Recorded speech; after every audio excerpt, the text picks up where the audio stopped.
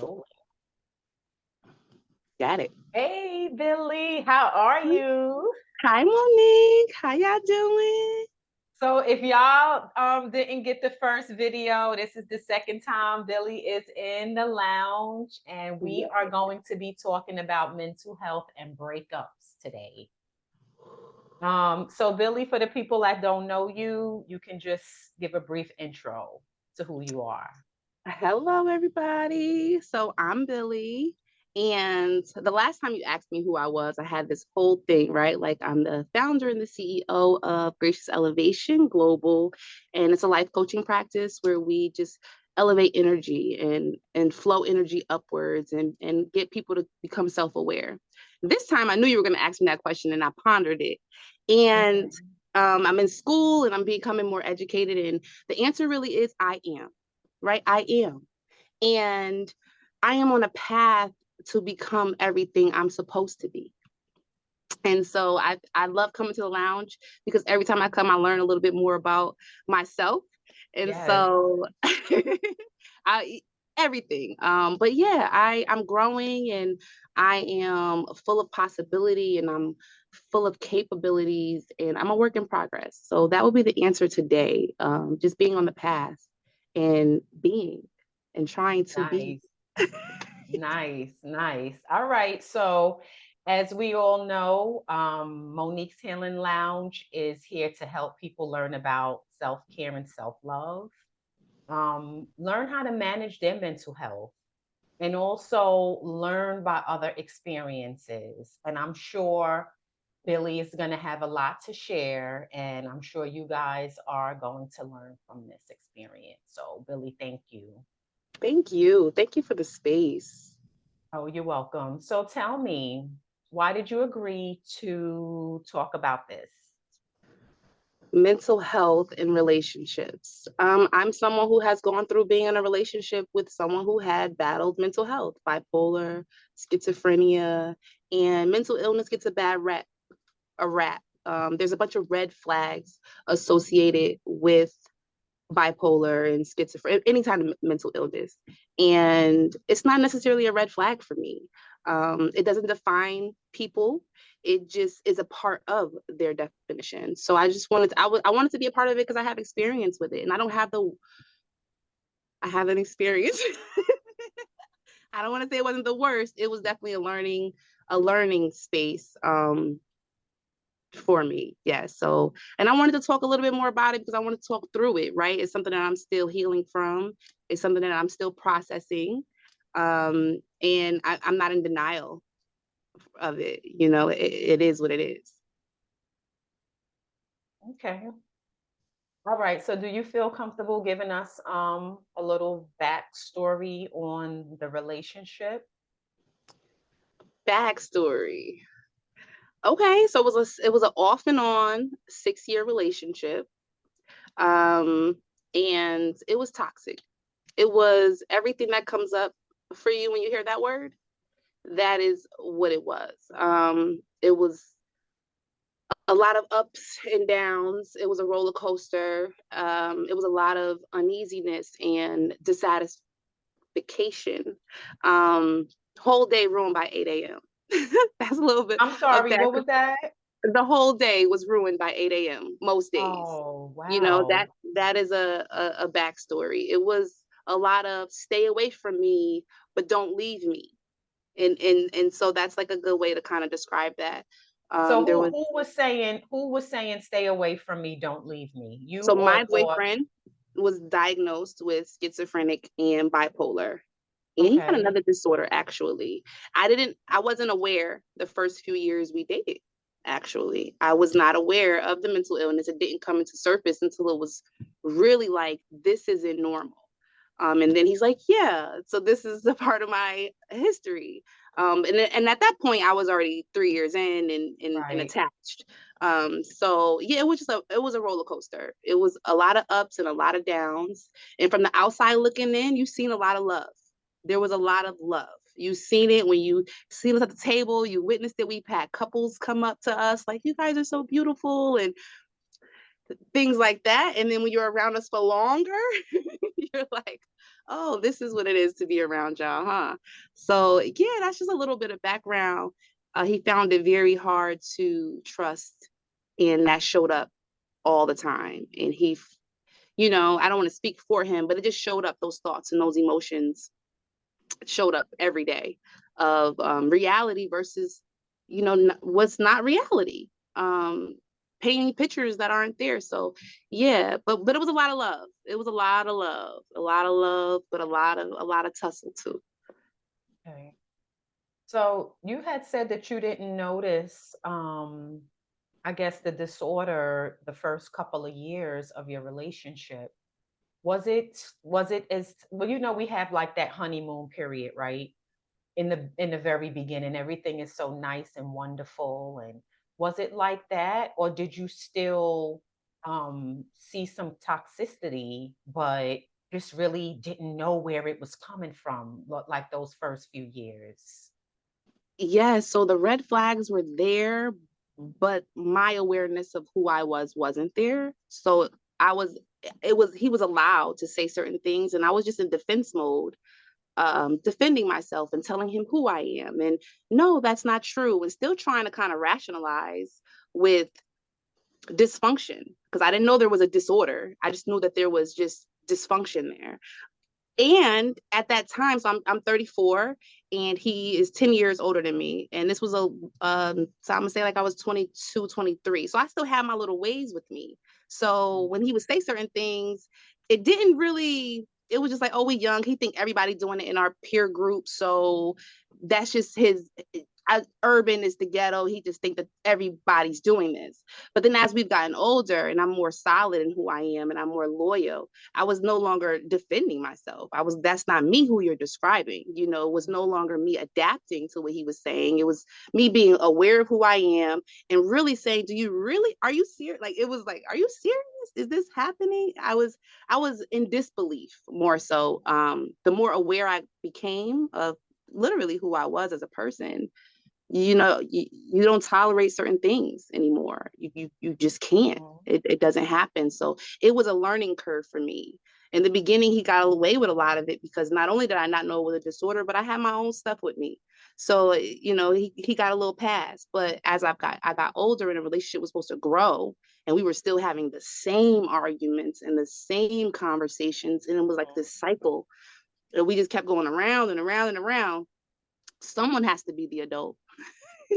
Someone Right. has to take a stand. So I didn't notice. No, I just, it was the regular, young, oh, you cheating or you giving other guys attention or, what do you see in me? Like that worthiness. I didn't even know what that was back then. I'm just coming into this information to kind of notice, and I was in it. So I really couldn't process it. Yeah. Yeah, it's definitely hard when you're in the relationship, like the outsiders, but you said that the outsiders saw that everything was great, thought everything was great. But usually the outsiders can see that there's something wrong, but you still can't see it because you're on the inside. Um, I mean, tell me give me a day. What did a day look like for you? A day look like, okay, so So you had said the toxic was had already started at 8 o'clock in the morning. So that means y'all had a long night. okay, so just so I'll give you an example of a day of a ruin by 8 a.m. Okay, you wake up in the morning and I look out the window. You looking at that guy across the street. Okay, it's 8 a.m. I'm just looking at the weather, but no, I have to be looking at the guy across the street. Um, but also he was. So I'm not a mental health professional. I'm not here to say what is and isn't. But in And this neither am specific I. in this specific situation, his dysfunction or his manic um could go either way, right? He could mess up your day and then do everything in his power to fix it as well. So it wasn't just like let me hurt you. It was, oh, I hurt you, let me fix you too. And it was a very unhealthy situation because the same person that hurt me healed me. Yeah. And I did not know how to process that for a very long time. I looked for him for the healing, even when I was hurting, and he was the person that was hurting me. So his manic was good and bad. His bad was bad, but his good was great, you know, because it was a part of his illness. Yeah. That was actually a part of it. He did the extra mile, go the extra mile with no problem, and I didn't realize that that's a symptom.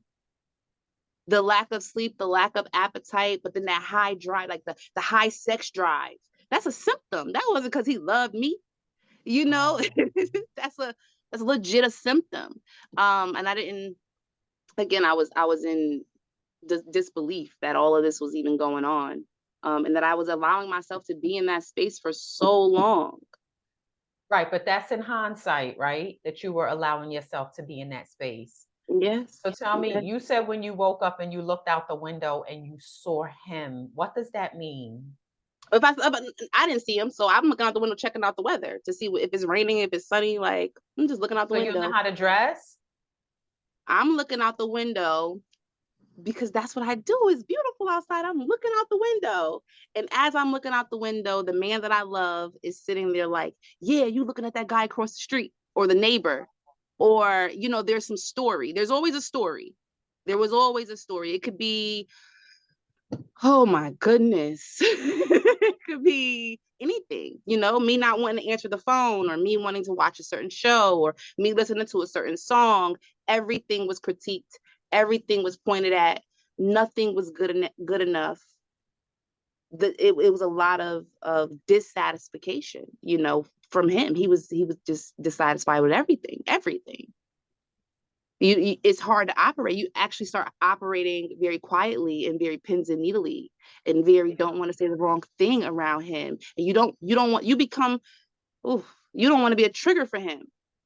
So I Yeah. became like I just wasn't who I was. I at a certain point in my relationship with him, I forgot who I was. I started losing interest in the things that I was interested in Yeah. because I didn't know how he would react or take it. I started disassociating with a lot of friends and family because I know they couldn't understand what I was going through. I could barely understand what I was going through. And it was an adjustment. It was interesting. It was a very interesting relationship. And how long you said y'all was together? 6 years. We had a break between year 3 and 4, but together 6 years, and it was hard to get out of. Right. So that's definitely one of the questions that I had on a list to ask you. So after being in this relationship, that's a very long time, right? To deal with this toxicity every single day. How is your physical health?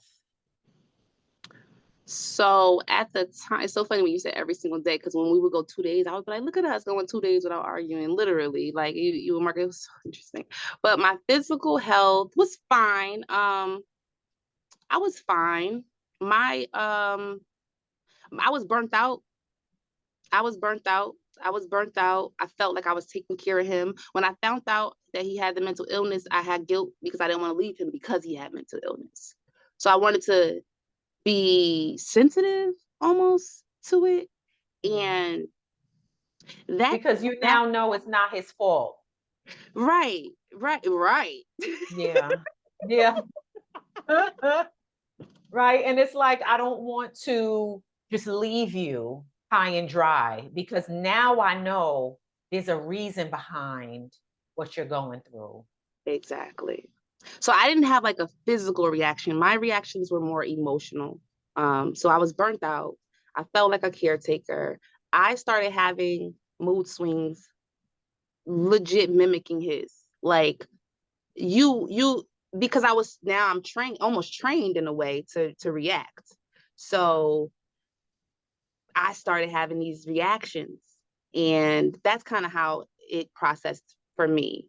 It wasn't a Okay. physical thing. It was really emotional. I became angry. I became just as angry as him. I had to match his energy. We were both walking around the house like this.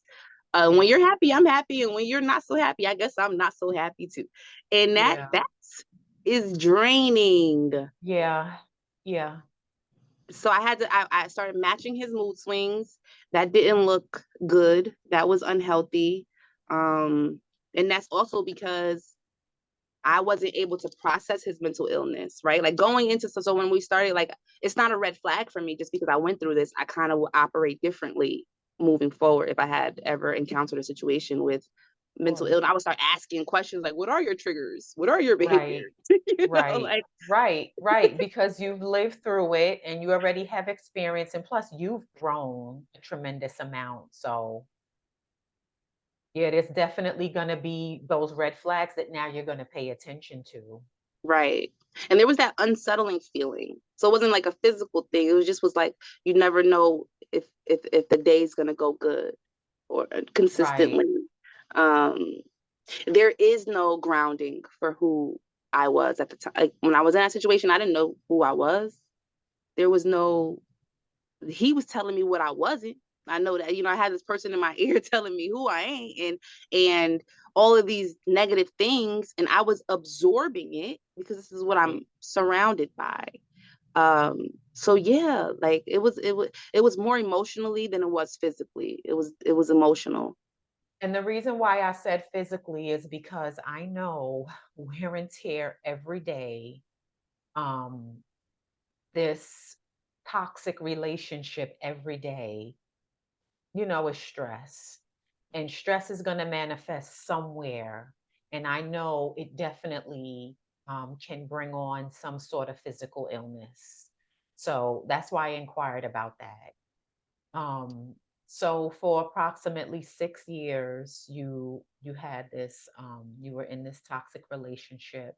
A lot of arguing, a lot of just the unknown, not knowing what day to day was going to look like, to the point where you even had to alter your own personality. It sounds to me, and you can correct me if I'm wrong, that you were almost fearful because you weren't sure how he was going to react, what you can say or not say. Um, so that entire process for 6 years, how did you get out of that? Yeah. Well, it was a slow and steady process. Okay, so I guess let me say, I knew it was time to go when I no longer could love him and I at the same time. It just was impossible. It was impossible for me to even love him anymore. Although I loved him, I just couldn't.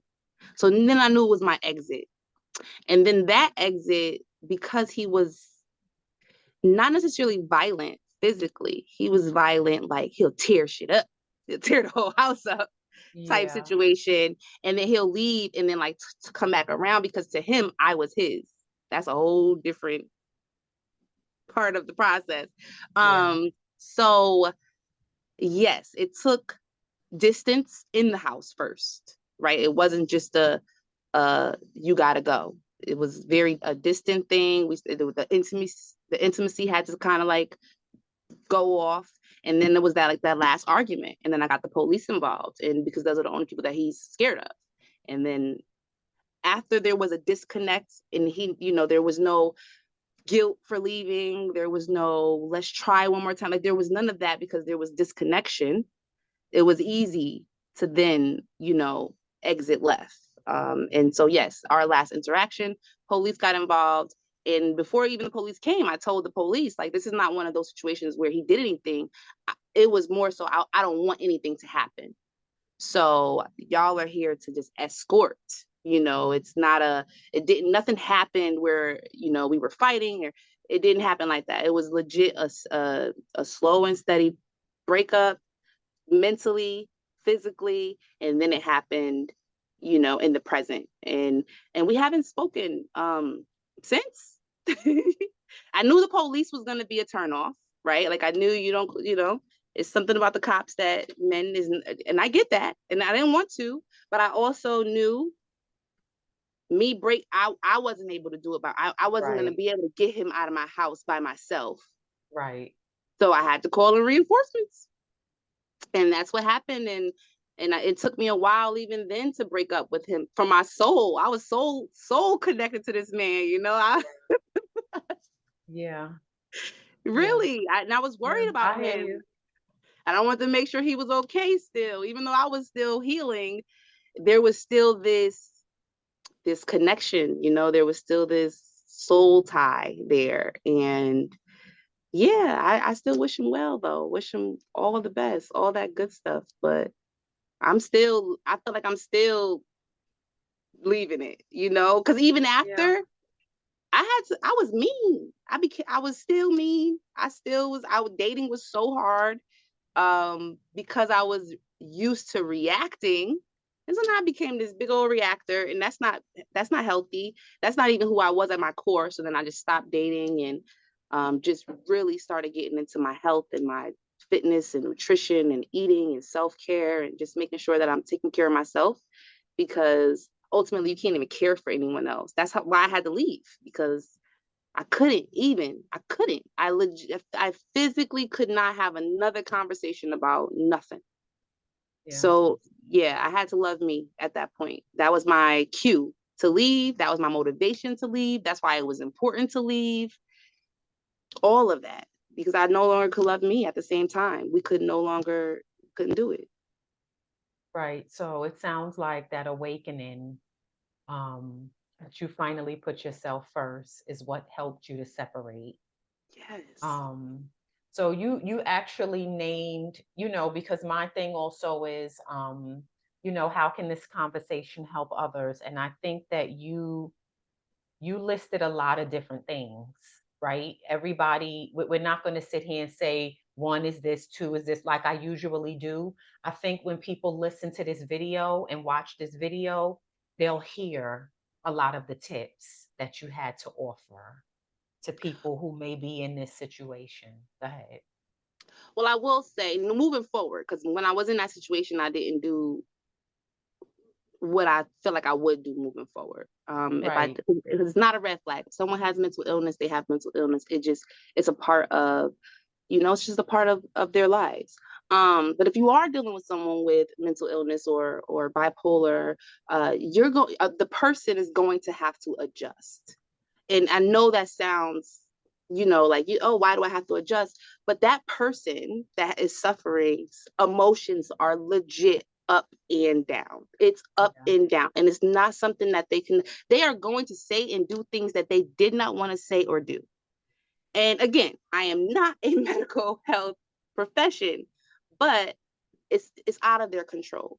That's why they seek treatment. That's why they are on medication. That's why it's encouraged, like as the person that's in the relationship with the person, like let's encourage that. Let's not right, enable them not taking their meds or them not right, going to treatment. Let's encourage it. Let's talk to them about it. Let's ask them, what their triggers are. What kind of behaviors do you exhibit when you feel a certain way? Because then we could adapt. We could adjust. You could adjust with what you know. You just have to kind of ask and be a support and be a teammate. And I also believe the success of a relationship depends on the level of dysfunction. Um, and again,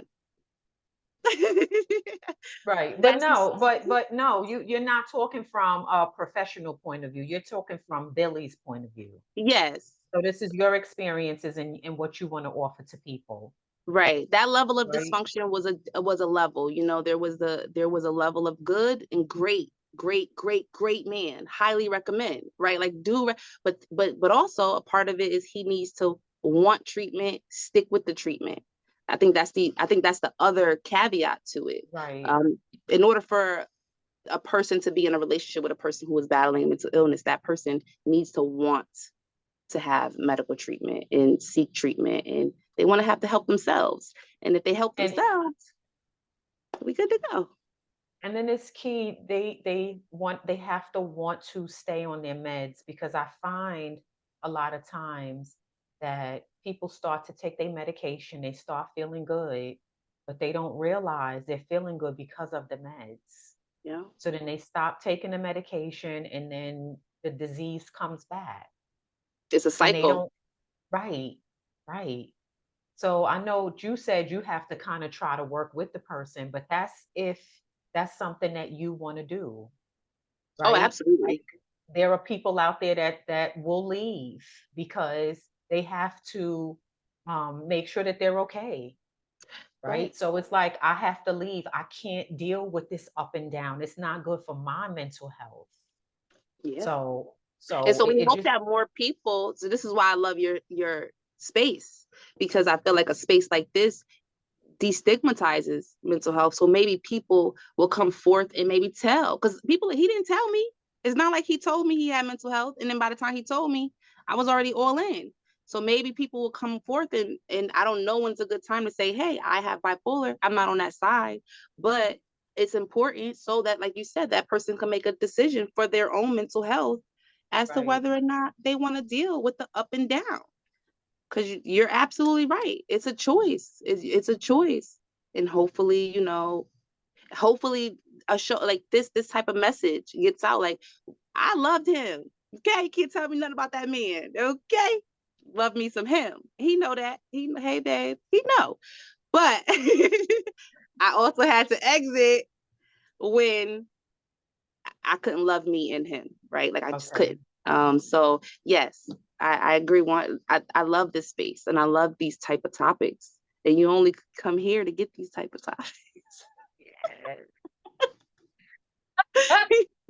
All right, so we have a little over 2 minutes. Again, I think you shared a lot. I think you shared a lot that people can learn from. I always appreciate you and what you have to offer to us. I think you pretty much said what my space does for you. I want to know, how are you doing? How are you doing as a result, right? You said you still love him. I know you're probably not in love, but you love Right. him and you want to make sure that he's okay. You want to know that he's okay. You don't wish nothing bad on him. Um, I mean, how are you, right? That can play on your mind as well. So, how are you in our last 2 minutes? I'm good. Thank you for asking, because people do not ask genuinely like that. But I'm doing well. I am growing into my power. I say it all the time. People ask me, like, how is he? Like, he'll say, how is he? And I'm like, or like, how are you doing with that? And I'm like, he could never even talk to me again, right? Like the person I am, like who I am as a person. But then hopefully the relationship taught him something too, and he's grown up. So yeah, I've grown from this. I feel like I'm even more open and less judgmental. People have a lot going on. I'm even more kinder, because a lot of people are dealing with things that we don't even know they're dealing with. Indeed. And so yeah, I'm doing well because that added perspective to my life. Yes. And I wasn't ruined or broken. And I feel like I left before it broke me. So that helped too. But I was down. I was down, but I was still It wasn't growing. out. I wasn't out. I wasn't out. That's right. That's So I'm right. doing really, really well to have even overcome something like that and to be able Yeah, to, sure. not play victim and not play, to be responsible for my position in that space and to overcome it. It's a blessing. It's a beautiful thing when you can look back and see how far you've come. Yes. All right. Well, before we get cut off, I want to say thank you again, Boo. I love you. I love your I love strength. you. And thank you for showing up. Thank you. Thank you for having me. And until next time, Until next time. everybody practice self-love and self-care, honey. Yes, all the time. Put you first. Put Put you, you yes, first, that's a good way to go out. right? That's a good way to go Yep. out. All right, honey. I'll talk to you later. Bye.